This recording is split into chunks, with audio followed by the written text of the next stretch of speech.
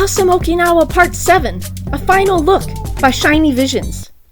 As we leave this island, I feel blessed to have had the opportunity to explore this amazing place on my own, walking its quiet neighborhoods and towns, observing and pondering Okinawan life and culture.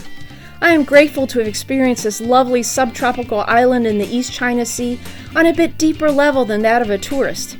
But I leave still wanting to learn and see so much more. We experienced our first typhoon here. Hailing from Indiana, the announcement that a typhoon was headed our way did strike fear in me as I learned of its damage on its pathway towards us.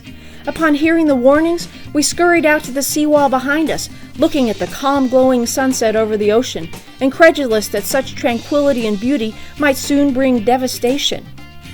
Stocked up with bottled water and instant ramen just in case, we waited. The raging storm arrived shortly afterwards, and we watched through the blur of our water-streamed windows as palm tree trunks bent in deference to the powerful gales. We heard the sideways rain pound against our windows and exterior walls. Surprisingly, a few locals staggered by, buffeted about by the unrelenting winds. Their useless umbrellas popped inside out after repeated attempts to push them back in place. But in our apartment, the lights did not flicker once. Nor did our building seem challenged whatsoever by the force of the storm outside. Okinawans really know how to construct homes that withstand these common typhoons. And speaking of homes, properties seem to be at a premium here. Tiny lots allow for only a scant perimeter of land to surround the small blocky concrete houses, sometimes with an additional piece of paved ground large enough only for a small car, maybe two, to fit into tightly. There is rarely land for children to play or even al fresco sitting areas, but every inch of outdoor space is used for beauty. Planters filled with vibrantly colored greenery and flowers, shiza dogs, and shrines are crammed into the nooks, crannies, and rooftops. Each morning, residents are seen lovingly maintaining their tiny outdoor spaces. Pairs of shiza dogs guard nearly every home, protecting them from evil. These statues originate from mythology from the Ryukan Kingdom, the rulers of the land before the Japanese, combined with influences from Chinese guardian lions. Resembling a cross between a lion and a dog, shizas are displayed in pairs on rooftops or entrances to houses. A closed-mouthed shiza is traditionally placed on the left side to prevent good spirits from leaving, and an open-mouthed shiza on the right side keeps evil spirits from entering. Cars here are adorable. Slim and compact to fit into tight parking spaces, they remind me somewhat of toys with their large headlights, almost like eyes of cute stuffed animals. Driving here is on the opposite side of the road with the steering wheel on the right, like in England. My husband didn't take long to adjust to driving in Okinawa. However, during his first trips when trying to reach for the turn signal to the left of the steering wheel, he turned on the windshield wipers instead. It's a common mistake for new drivers on the island, unaccustomed to the controls being the mirrored opposite of cars in the U.S. And when locals see windshield wipers on when a car turns left, they know it's a new driver from the U.S. and have dubbed it the Okinawan wave. And speaking of driving, you had better get really good at backing into tight parking spaces. Chirami Aquarium. How do they do it? For an island that is roughly 66 miles long and 7 miles wide, how is it that there are so many amazing places to see? The Chirami Aquarium was the world's largest aquarium until 2005 when the Georgia Aquarium opened. Chirami was selected as the name of the aquarium by Japanese public vote. Chura means beautiful or graceful in the Okinawan language, and Ami means ocean in Japanese. What an apt name. Blue Seal ice cream.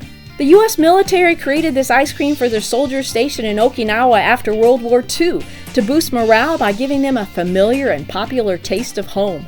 It was first produced in 1948 on a U.S. military base and only sold on base. Then in 1963, Blue Seal was sold off base as well and became a huge hit with the locals. After that, Blue Seal's ownership was transferred to Okinawans, who adapted the cold creamy dessert to local tastes. They introduced flavors like purple sweet potato and Goya bitter melon and even shikwasha sherbet, all of which are locally grown. Our favorite Blue Seal flavor is Okinawan salt cookie, and the cookies are even made in nearby Chatan.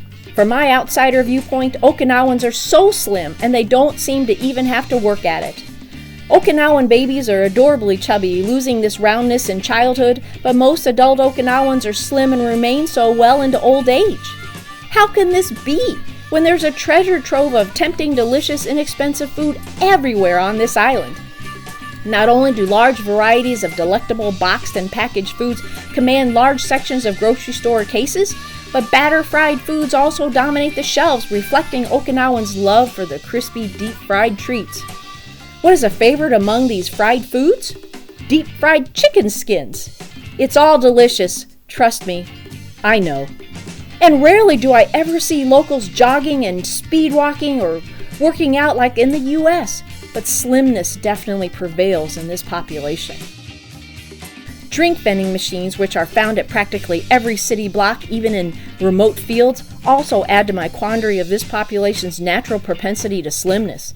They contain delicious cold liquid refreshment, ranging from carbonated sweet thirst-quenching teas and fruity drinks to cold brew coffees.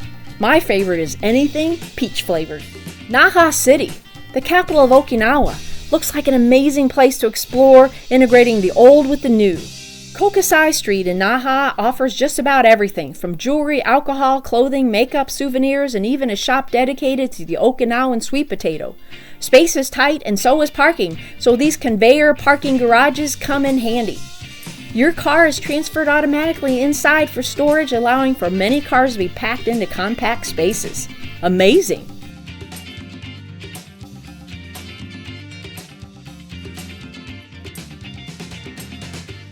Side streets off of Kokosai offers old-style markets and vendors, which made for a fascinating walk among the stores, taking in the vast variety of items for sale. There is even a seafood market where the freshest of catches from the sea can be found, and they can also be cooked to order for you. Among the knickknacks for sale was a shop that sold carefully hand-woven mats made from local plants and dyes, with all profits going to charity. Sadly, many of these old shops were no longer open only a year after this visit. Ryukan Mall. It's a 5-story mall built on a previous U.S. military golf course. It is a feast for the eyes as well as the stomach. Along with the 220 establishments here, there is a food court that covers 2 floors, serving delicious Japanese food as well as favorites from other countries. There are gleaming shops selling food, clothing, housewares, and even a Pokemon store with paid workers to play the game with you. There are children's play areas and an entire store of gumball-type trinket machines. On the 5th floor are high-end eateries, such as all-you-can-eat tempura and grilled meats. Workers at a kimono shop filled with brightly colored selections help customers select just the perfect kimono for their special occasion. Nago Pineapple Park. Pineapples have been a cultivated product in Okinawa. However, overseas farms now produce the fruit cheaper, thus causing many farms on island to shut down in recent decades. The Nago Pineapple Park is a pineapple-themed family fun park created to showcase and promote pineapple farming as well as pineapple products. Trying new foods has been a highlight for us here, and the foods have been spot-on delicious. For okinami yaki, a savory pancake made from wheat flour-based batter, we visited this tiny eatery run by a husband and wife. Being their only customers allowed us to converse with a friendly couple and watch the cooking process, which they welcomed us to learn about.